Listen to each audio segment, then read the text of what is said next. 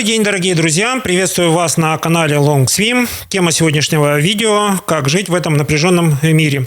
Тем, кто смотрит это видео первый раз, всем желаю хорошего дня, прекрасного настроения. Это видео посвящено тому, кто уже успел поставить свои грандиозные планы, тот, кто уже приступил к его реализации и столкнулся с тем, что мир, окружающий и прочие обстоятельства мешают вам реализовывать планы.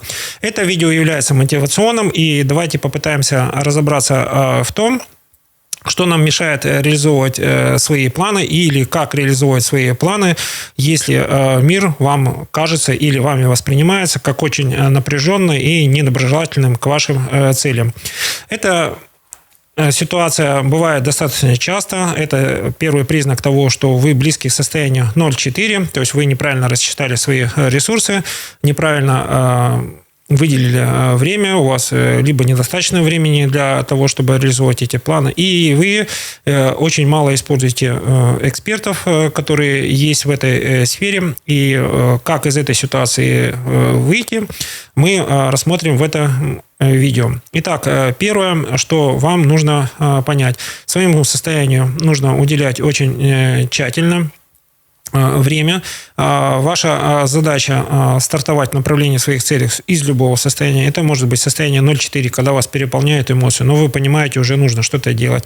Вы можете находиться в состоянии 4,8, когда у вас очень плотный график на неделю вперед, на месяц вперед, и вы уже начинаете понимать, что уже пора использовать приоритеты. Что-то для вас будет важно в этом месяце, что-то будет важно в другом месяце. Ваша задача не раствориться в рутине, если вы находитесь в состоянии 4,8. Важное состояние, к которому нужно стремиться, это состояние 8-10. Для того, чтобы достичь этого состояния, нужно очень хорошо знать теорию. Теория очень важна в вашей профессиональной деятельности, поэтому неоднократно повторяем и будем повторять. Не менее 2 раз в год, пожалуйста, проходите профессиональное обучение с вашим любимым человеком, любимой женщиной, любимым мужчиной. Идите в обучение сознательно, чтобы у вас были общие пережитые эмоции. Это позволяет вам улучшить взаимопонимание. Это ваше уже такое, скажем так, не эмоциональное свидание, когда вы сквозь призму получения новых знаний переосмысливаете свой жизненный путь, по-другому смотрите на перспективы совместной жизни. Для кого-то это будет инсайт, уже от простых отношений перейти в полноценную семью. Я вам всем желаю успехов в этом пути, и мы возвращаемся к теме видео. Как научиться взаимодействовать с напряженным миром, какая сфера должна быть проработана. И давайте еще раз вернемся к устройству колеса жизненного баланса Long Swim. Почему именно там 8 сфер? Итак, 8 сфер позволяют нам все наши направления, в которых мы хотим двигаться, визуализировать. То есть мы видим это все в одной плоскости. Все цели абсолютно взаимодействуют между собой, потому что есть на это 2 причины. Первое, вы как ресурс задействованы во всех этих 8 сферах. Следующий момент, самый главный, между сферами существуют закономерности взаимодействия, и вы, зная этих закономерностей, можете из этого взаимодействия извлечь пользу, или, зная, как плохо взаимодействуют между собой сферы, не старайтесь практиковать это часто, потому что неправильное взаимодействие между сферами ведет к тому, что вы получаете необходимый жизненный опыт и приходите к выводу, что вы сознательно нарушили законы колеса жизненного баланса для того, чтобы получить этот жизненный опыт. Это бывает нечасто, но такое тоже может быть. Итак, самая главная сфера, которая говорит о вашем внутреннем счастье и внешнем его проявлении, вашей открытости, доброжелательности, желания поделиться своей историей успеха, это сфера яркость жизни. В сфере яркость жизни вы находите те моменты, тот баланс между работой и отдыхом. Если вы чувствуете, что мир напряженный, сложившиеся обстоятельства против вас, вы чувствуете враждебность, просто увеличьте количество времени, которое посвящено вашему отдыху. Именно вам не хватает вот этой энергетики. Если вы находитесь в состоянии 0,4, этот прием вам не поможет. Вам нужно одновременно со сферой яркой жизни прорабатывать сферу своих жизненных принципов, а это уже сфера духовный рост и творчество. Если вы находитесь в состоянии 4-8, проработав баланс между работой и отдыхом, вы автоматически следующие сферы выравниваете вот просто на 1-2, потому что люди в состоянии 4-8, они больше оперируют список. Это мне нужно сделать в этом месяце, это нужно сделать в следующем месяце. Здесь я делаю сам, это демонстративно делаю сам или в одиночку. Вот так устроены люди в состоянии 4-8. Люди в состоянии 8-10, они не чувствуют враждебности мира, поэтому если вы после ощущения враждебности и недоброжелательности окружающего мира или окружающих чувствуете, что это состояние у вас попало, это первый признак того, что вы уже немного погрузились в состояние 8-10, потому что состояние 8-10 это когда вы смотрите на мир сквозь призму своих возможностей и возможностей этого мира. То есть люди в состоянии 8-10, они умеют комбинировать возможности окружающих и свои собственные возможности. Люди в состоянии 4-8, они доказывают свою индивидуальность, доказывают свою экспертность. Как правило, это люди-перфекционисты. Безусловно, это полезно для профессиональной деятельности, но для взаимодействия это не самый важный пункт. Люди в состоянии 4-8, если они застреют, то в сфере семья и отношения наступает вот такой вот этап, когда оба любимых человека находятся в состоянии перфекционизма. У них все идеально в отношениях, у них все хорошо с точки зрения устройства быта, дети обучены, пристроены, но нету вот этих вот грандиозных, амбициозных целей, где их потенциал и жизненный опыт может как бы раскрыться. Поэтому единственный повод перейти из состояния 4-8 в сфере семья и отношения – это попробовать состояние 8-10, где ваши цели долгосрочные становятся более амбициозными. Вот в этом вся миссия состояния 8-10. И в состоянии 4-8, если вы находитесь в сфере семья и отношения, вы понимаете, что перфекционизм, который дома не масштабируется в окружающее пространство, то есть окружающее пространство, соседи, микрорайон, где вы живете, он не кажется вам дружелюбным. Это просто микрорайон, территория, в котором нет того идеального порядка, которого вы претендуете, который вы можете сделать. И только находясь в состоянии 8-10, вы вдруг решаете, ну а почему бы и нет, давайте попробуем, давайте расскажем эту идею супер чистоты, супер благоустройства, просто масштабируем свой опыт, который у нас есть. Если вы находитесь в состоянии 4-8, вам это будет достаточно сложно делать. Если вы используете методику колеса жизненного баланса, вы постараетесь это рассмотреть с разных точек зрения.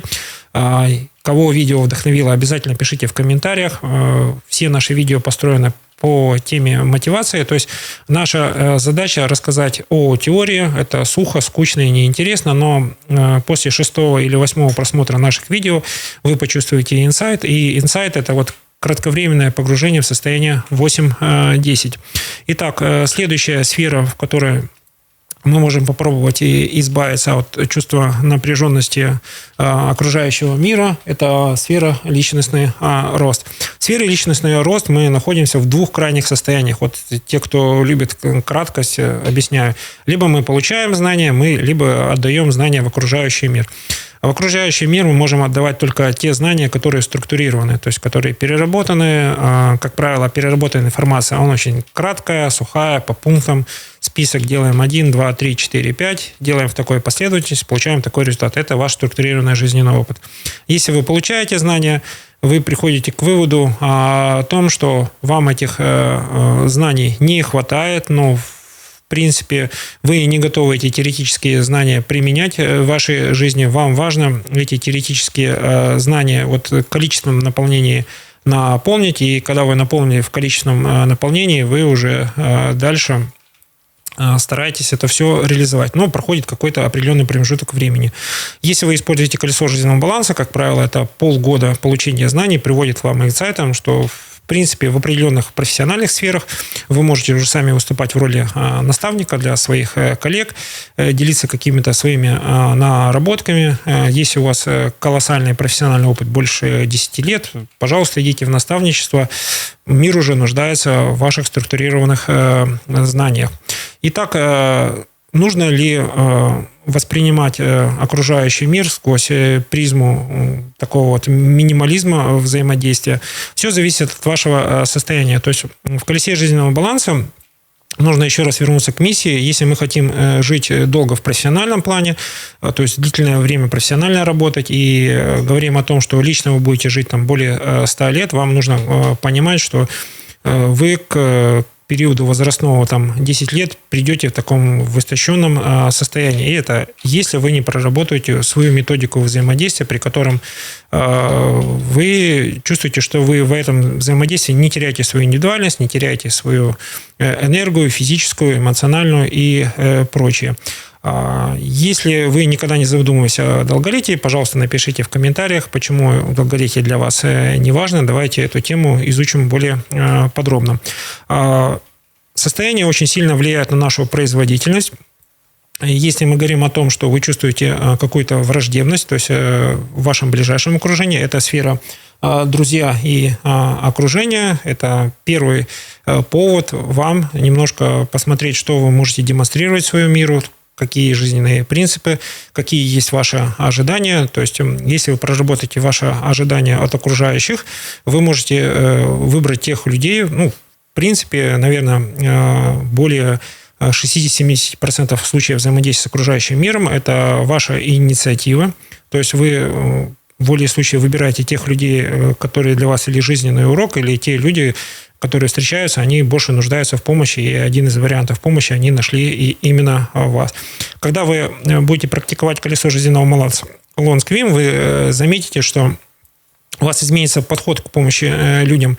В первый момент вы будете больше слушать и сочувствовать, а во втором случае вы будете уже понимать, что, в принципе, человеку важно, чтобы его выслушали. Это не обязательно слушать 3 часа, а полчаса будет вполне достаточно, чтобы вникнуть в его эмоциональное состояние. Вы можете его поддержать каким-то советом или предложить помощь, когда вы можете это лично сделать, или предложите места, организации, где эту помощь получить вполне реально. Чаще практикуйте какие-то ивенты, где собираются единомышленники, потому что единомышленники обладают свободным временем, и, в принципе, те общественные проекты, которые они реализуют, единомышленники, и вы там можете участвовать, они направлены на 2 вещи. Или это хорошее эмоциональное состояние, вы поддерживаете друг друга, делитесь своим хорошим эмоциональным переживанием, либо вы что-то делаете для окружающего пространства, в котором чаще всего находитесь. Как эта информация в этом видео может быть для вас полезна, если вы уже завтра хотите приступать и делать первый шаг для того, чтобы мир не чувствовал себя напряженным. На самом деле восприятие окружающего мира сильно зависит от ваших жизненных ценностей. Ваши жизненные ценности, если они не структурированы, лучше всего попытаться вернуться к практике ведения дневника и ежедневника. Очень хорошо помогает в данном случае дневник эмоций, то есть вы отмечаете, какие эмоции вы переживаете, в течение месяца смотрите, какие эмоции в течение месяца преобладают. Там не нужно делать каких-то научных подходов, все очень просто. 5 дней в течение месяца я нахожусь в хорошем настроении, мир дружелюбный, а остальные 20 дней я не понимаю этот мир, потому что он мне кажется недружелюбным, взаимодействия никакого нету, и на основании этой информации вы прорабатываете 2 момента. По каким признакам вы поймете, что мир стал для вас дружелюбным, более комфортным для взаимодействия, это больше работа с вашими внутренними жизненными принципами. Итак, подводим итоги сегодняшнего видео. Как жить в этом напряженном мире. Еще раз, это ситуация, если у вас возникла, это повод разобраться со своими состояниями. Если вы находитесь в состоянии 0,4, это еще раз повод посмотреть наше видео, понять, что если вы будете практиковать работу по внутренней коммуникации с самим собой, со своими целями, вы поймете, что как только цель становится для вас ясной, вы начинаете действовать. Как только вы начинаете действовать, у вас возникают приоритеты. Как только возникают приоритеты, вам уже намного проще находить единомышленников, потому что единомышленники те люди, которые чувствуют вас интуитивно, они находятся тоже в состоянии 4-8, они тоже действуют. Как всегда, настоятельно рекомендуем вам взаимодействовать с экспертами. В каждой сфере есть свои эксперты. Эти эксперты расскажут, чего можно достичь. Чего можно достичь в семейных отношениях, как может выстроить отношения с любимым человеком, чтобы каждый день радовал. Это вот цель, которую можно в течение года достичь. Ну, даже если вы что-то попрактикуете в этом направлении, ваши отношения с любимым человеком, любимой женщиной, любимым мужчиной обязательно улучшатся. Тем, кто смотрел это видео, обязательно нажимайте кнопку «Поделиться», ставьте лайки, пишите комментарии. Эти действия помогают нам органически продвигать наше видео. Всем желаю хорошего дня, прекрасного настроения. У вас все получится. Я в вас верю.